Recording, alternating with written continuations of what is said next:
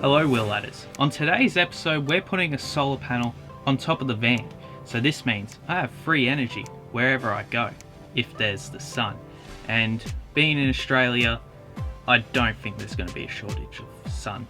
We at least get 12 hours a day of it. The solar panel I got was the 160 watt Adventure King solar panel. That is a permanent fit. The reason why I chose this one is because it's permanent. I didn't want one of the ones where you have to set it up when you're at camp. Just have it up there, leave it, let it do its job, and we're all set. When I brought the solar panel off the website, I was a bit shocked that it just came with the solar panel, because in one of the pictures it shows it on a roof rack using mounting plates. So I guess, oh well, I'm gonna get mounting plates with it.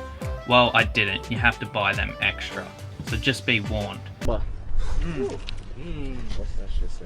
Psych! There is no mounting brackets.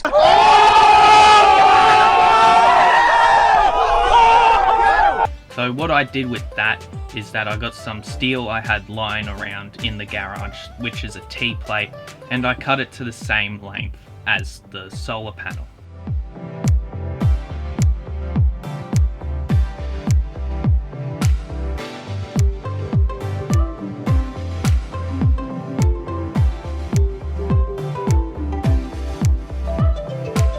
When I did that, I got some Tech screws and screwed it into the side, so now I can mount it onto the roof rack.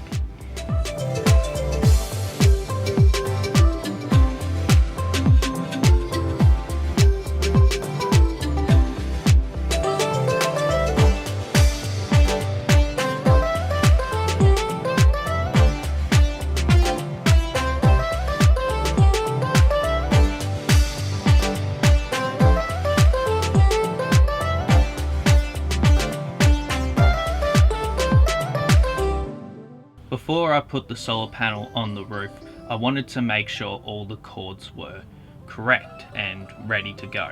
When I was putting the battery box in, you can watch that video if you haven't already, I made sure there was a spare cord near the driver's seat, so the cord for the solar panel will go down where the seat belt is. The reason why I planned this was, well, I knew I was going to put a solar panel in, so just better be safe than sorry. When I did that, I also put the earth cord near the driver's seat as well.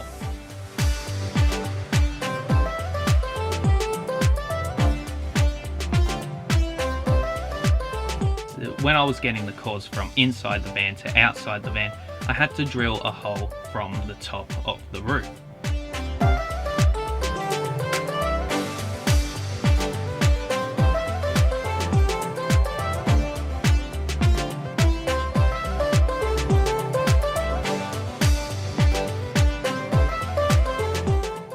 From there, I lured the cords up.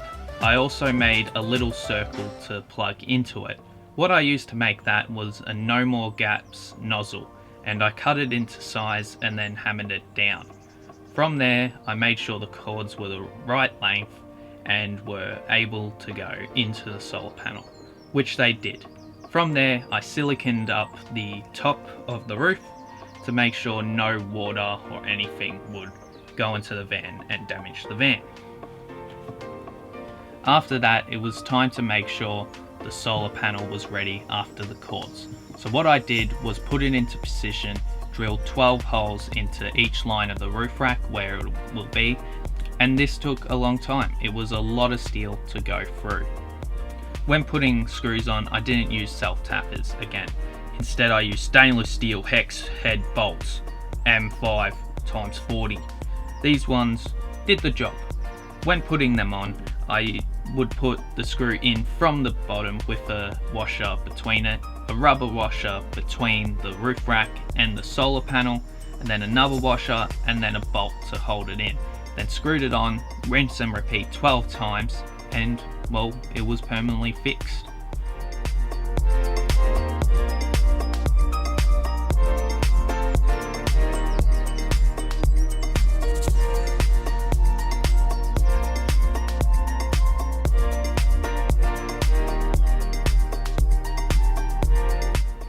From there, I put the two cords, plugged them in, made sure they worked, went down to the van, checked on the box and said the solar panel was charging the battery. From there, it worked. But that's how you install a solar panel. It's pretty easy. It's actually not that hard at all.